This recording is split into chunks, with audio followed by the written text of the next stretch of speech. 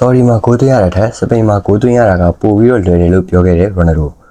ပေါ်တူဂီခုတ်ကြီးရိုနယ်ဒိုဟာပြီးခဲ့တဲ့ရာသီ Saudi Pro League မှာ25ဂိုးသွင်းနိုင်ခဲ့ပြီးတော့ဒီလိုမျိုးသွင်းဂိုးပမာဏကို Premier League မှာသူကစားမယ်ဆိုလို့ရှိရင်လည်းသွင်းယူနိုင်အောင်မှာပါဆိုပြီးတော့ယုံကြည်နေကြောင်းပြောဆိုခဲ့ပါတယ်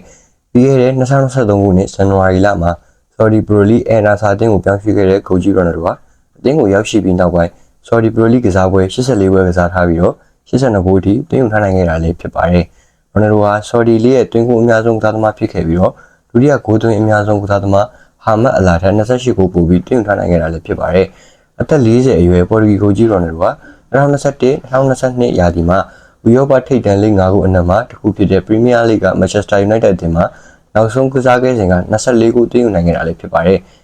အဲဒီရလက်ကရိုနယ်ဒို Manchester United မှာစကစားခဲ့စဉ်အခါတုန်းက2006-2009ရာသီမှာ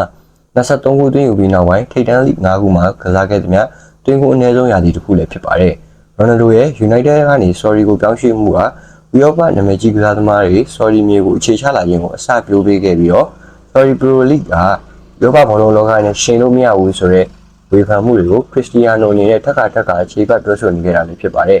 ပီတာမော်ဂန်ရဲ့အင်တာဗျူးတစ်ခုမှာရိုနယ်ဒိုက Saudi Pro League ရဲ့အားသာချက်တွေကိုချီးကျူးပြောဆိုခဲ့ပြီးတော့သူ့အနေနဲ့ယခုချိန်အင်္ဂလန်မြေမှာဆက်လက်ကစားနေအောင်မယ်ဆိုလို့ရှိရင်ဂိုးတွေသွင်းနေနိုင်အောင်မှာဖြစ်တယ်လို့သူကယုံကြည်ချက်ရှိနဲ့ပြောကြားခဲ့တာလည်းဖြစ်ပါတယ်ရိုနယ်ဒိုကကျွန်တော်နှစ်တိုင်းဂိုးတွေပို့ပြီးသွင်းလာနိုင်ပါတယ်2024-25ရာသီကျွန်တော်အညံ့ဆုံးအချိန်မှာတော့25ဂိုးသွင်းနိုင်ခဲ့သေးတယ်ဆိုပြီးပြောကြားခဲ့တာလည်းဖြစ်ပါတယ်ရိုနယ်ဒိုကတော့ကျွန်တော်အနေနဲ့ယခုချိန်ပရီးမီးယားလိဂ်ကထိပ်တန်းအသင်းကြီးတစ်သင်းမှာကစားရအောင်မယ်ဆိုလို့ရှိရင်ကျွန်တော်လက်ရှိဂိုးအရေအတွက်နဲ့တူတူပဲသွင်းယူနေအောင်မှာပါဆိုပြီးတော့ပြောကြားခဲ့ပါတယ်အသက်40မှာပဲဖြစ်နေပါစေအသင်းကောင်းတစ်သင်းနဲ့ဆိုရင်အခုလိုပဲဂိုးတွေသွင်းနိုင်စွမ်းရှိနေပါသေးတယ်ဆိုပြီးတော့လည်းပြောကြားခဲ့တာဖြစ်ပါတယ်ကမ္ဘာဘောလုံးလိဂ်တွေကိုOpta အဆင့်သတ်မှတ်ချက်အရ Saudi League ကကမ္ဘာအဆင့်29နေရာမှာရှိတဲ့ league တစ်ခုဖြစ်ပြီးတော့ဒါပေမဲ့လည်း Ronaldo က Saudi League အနေနဲ့ Opta ကသတ်မှတ်ထားတဲ့အဆင့်9နေရာမှာရှိတဲ့ Portuguese Premier League ထပ်ပို့ပြီးတော့အဆင့်မြင့်ပြီးတော့အဆင့်5အဖြစ်သတ်မှတ်ခံရတဲ့ပြင်သစ် League 1နဲ့ရှင်ရင်မောင်တန်းနိုင်တယ်လို့ပြောဆိုခဲ့မှုတာလည်းဖြစ်ပါတယ်။ Saudi Pro League ကိုဝေဖန်ပြောဆိုနေတဲ့သူများကိုရည်ရွယ်ပြီးတော့ Ronaldo က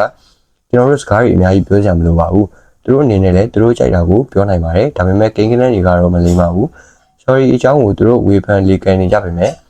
သူတို့ကိုယ်တိုင်ကဒီကိုဘယ်တော့မှမရဘူး Sorry မှာလည်းမကစားဘူးအပူချိန်40ဒီဂရီအောက်မှာပြေးလွှားကစားရတာဘယ်လိုမျိုးလဲဆိုတာကိုသူတို့မသိဘူးကျွန်တော်တခါလေးပဲဆက်ပြောရစီ Sorry လိဟာ Portuguese လိထက်ပိုကောင်းတာတော့တိတိတသားပါပဲပြင်သစ် League 1ဆိုတာကလည်း PSG တည်င်းလေးရှိတာပါ Premier League ကတော့အကောင်းဆုံးတစ်ခုပေါ့သူကတော့ငင်းစရာမရှိနံပါတ်1 League ပါပဲကျွန်တော်နေရာတိုင်းမှာကစားခဲ့ဘူးပါတယ်ကျွန်တော်အတွက်တော့ Sorry မှာဂိုးသွင်းရတာထက်ဆိုင်စပိန်မှာဂိုးသွင်းရတာကပို့ပြီးတော့လွယ်ပါတယ်ဆိုပြီးတော့ပြောဆိုခဲ့တာလည်းဖြစ်ပါတယ်အားလုံးပဲဆုံးဖြတ်နားဆောင်ခဲ့ကြလို့ကျေးဇူးတင်ပါတယ်တားရတဲ့နေ့တွေဖြစ်ကြပါစေ